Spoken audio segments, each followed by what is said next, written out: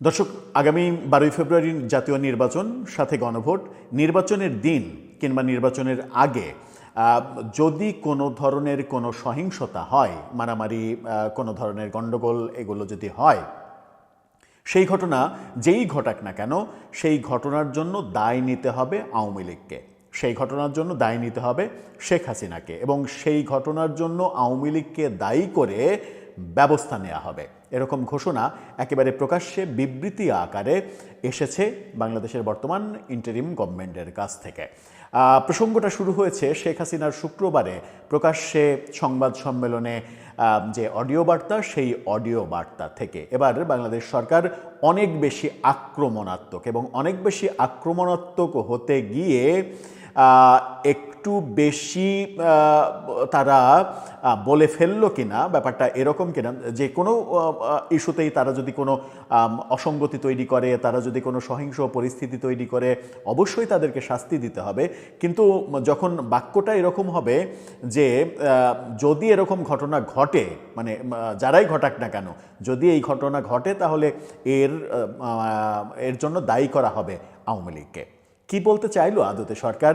কি বোঝাতে চাইলো? সরকারও কি অতি বেশি আবেগী হয়ে পড়লো, কিংবা সরকারের বিশেষ কিছু মন্ত্রণালয় অতি আবেগী কথাবার্তা বলতে শুরু করলো, যে কথাবার্তাগুলো সরকারের জন্য খুব একটা সুখকর বক্তব্য হওয়া উচিত না? সেই ক্ষেত্রে সরকারের আরও বেশি টেকনিক্যাল ল্যাঙ্গুয়েজ ব্যবহার করা উচিত।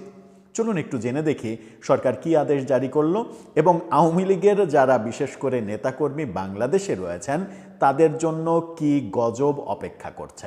থাকবেন পলিটিক্স টিভির নিয়মিত আয়োজনে।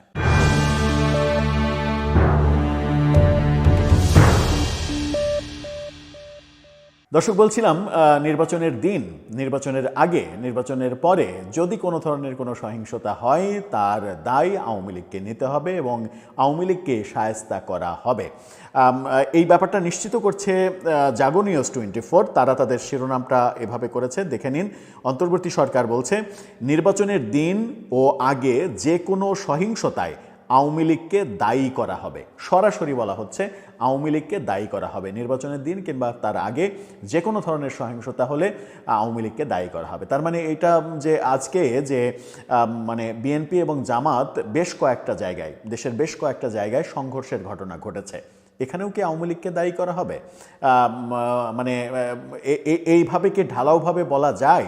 হ্যাঁ, শেখ হাসিনার শুক্রবারের যে সংবাদ সম্মেলন ইস্যু, তার বিপরীতে সরকার ব্যবস্থা নিতেই পারে। সরকার যদি মনে করে যে সেটা দেশের নিরাপত্তার জন্য হুমকি, তাহলে ব্যবস্থা নিতেই পারে। কিন্তু এই যে বাক্য ব্যবহার এবং শব্দের ব্যবহার, বাক্য এবং শব্দের ব্যবহারে আরেকটুকু সচেতন হওয়া উচিত তত্ত্বাবধায়ক সরকার, অন্তর্বর্তীকালীন সরকারের। নয়তো যেটা হবে সেটা হচ্ছে যে সরকারের বিরুদ্ধে এরপরে ঢালাও মানে কি বলবো, যে অভিযোগ চলে আসতে পারে। যেভাবে ঢালাও অভিযোগ তারা করছে, মানে ঢালাও একটা বাক্য ব্যবহার করেছে, সেরকম ঢালাও অভিযোগ যদি সরকারের বিরুদ্ধে আসে যে কোনো ধরনের দেখাশোনা নাই, কোনো নিয়ম নীতি মানা নাই, সরকার মানে এক ধরনের চাপিয়ে দিচ্ছে আওয়ামী লীগের ওপরে, যদি আন্তর্জাতিক কোনো সংস্থা এ ধরনের অভিযোগ করে ফেলে, তখন সরকার কিন্তু বিব্রতকর পরিস্থিতিতে পড়বে। তার আগে চলুন জেনে দেখি তারা কি বলছে, সরকার কি বলছে, এবং সেই বলার প্রেক্ষিতে আওয়ামী লীগের লোকজন যারা রয়েছেন তারা কতটা বিপদে পড়তে যাচ্ছেন। বলা হচ্ছে, আসন্ন জাতীয় সংসদ নির্বাচনের আগে ও নির্বাচনের দিনে সংগঠিত যে কোনো সহিংসতা ও সন্ত্রাসী কর্মকাণ্ডের জন্য আওয়ামী লীগকে দায়ী করা হবে বলে স্পষ্ট জানিয়ে দিয়েছে অন্তর্বর্তী সরকার। সম্প্রতি নয়াদিল্লিতে প্রকাশ্যে অনুষ্ঠানে শেখ হাসিনা যে বক্তব্য দিয়েছেন, তাতে নির্বাচন বানচালে সহিংস ও সন্ত্রাসী কর্মকাণ্ডে জড়ানোর উস্কানি রয়েছে উল্লেখ করে উদ্বেগের কথাও জানিয়েছে ঢাকা। আজকে পররাষ্ট্র মন্ত্রণালয় এক সংবাদ বিজ্ঞপ্তিতে এই তথ্য জানিয়েছে। আরেকটা সংবাদ বিজ্ঞপ্তিতে, মানে সংবাদ বিজ্ঞপ্তি সম্ভবত একটাই, সেখানে ভারতের উদ্দেশ্যে বলা হয়েছে যে ভারত শেখ হাসিনাকে প্রশ্রয় দিচ্ছে এই কর্মকাণ্ডগুলো করার জন্য, যেটা বাংলাদেশ ভারত সম্পর্কের উত্তেজনা বাড়াচ্ছে। এটা কোনোভাবেই ভারতের ঠিক হচ্ছে না। এক ধরনের ভারতকে হুমকির সুরেই কথা বলেছে বাংলাদেশ। কিন্তু আওয়ামী লীগ প্রসঙ্গে যেটা বলছে, সরকার বলছে, দিল্লিতে দেওয়া বক্তব্যে শেখ হাসিনা বাংলাদেশ সরকার পতনের আহ্বান জানিয়েছেন। অর্থাৎ এই সরকার পতনের আহ্বান জানিয়েছেন তিনি। এবং আসন্ন জাতীয় নির্বাচন বানচালের লক্ষ্যে সহিংস ও সন্ত্রাসী কর্মকাণ্ডে জড়ানোর উস্কানি দিয়েছেন। এ নিয়ে উদ্বেগ জানিয়ে বিবৃতিতে আরও বলা হয়, শেখ হাসিনা তার বক্তব্যে প্রকাশ্যে বাংলাদেশ সরকারের বিরুদ্ধে অবস্থান নেন এবং দলীয় অনুসারী ও সাধারণ জনগণকে নির্বাচন ভণ্ডুল করতে সহিংস কর্মকাণ্ডে জড়ানোর আহ্বান জানান। অর্থাৎ শেখ হাসিনার ওই বক্তব্যকে সন্ত্রাসবাদ উস্কে দেওয়ার এবং সন্ত্রাসবাদী কর্মকাণ্ডে জনগণকে অংশগ্রহণ করার আহ্বান হিসেবে দেখা হচ্ছে। সরকারের পক্ষ থেকে বলা হয়েছে, আওয়ামী লীগের নেতৃত্বের এই বেপরোয়া উস্কানি প্রমাণ করে কেন অন্তর্বর্তী সরকার দলটির কার্যক্রম নিষিদ্ধ করতে বাধ্য হয়েছে। খুবই গুরুত্বপূর্ণ একটা পয়েন্ট তারা এখানে উল্লেখ করেছে, যে এই কথাগুলোই প্রমাণ করে যে সরকার কেন আওয়ামী লীগের কর্মকাণ্ড নিষিদ্ধ করেছে, এটা প্রমাণ করে। আসন্ন নির্বাচনের আগে ও নির্বাচনের দিন সংগঠিত যে কোনো সহিংসতা, সন্ত্রাসী কর্মকাণ্ডের জন্য সরকার আওয়ামী লীগকে দায়ী করবে এবং তাদের ষড়যন্ত্র প্রতিহত করতে প্রয়োজনীয় সব ব্যবস্থা গ্রহণ করবে।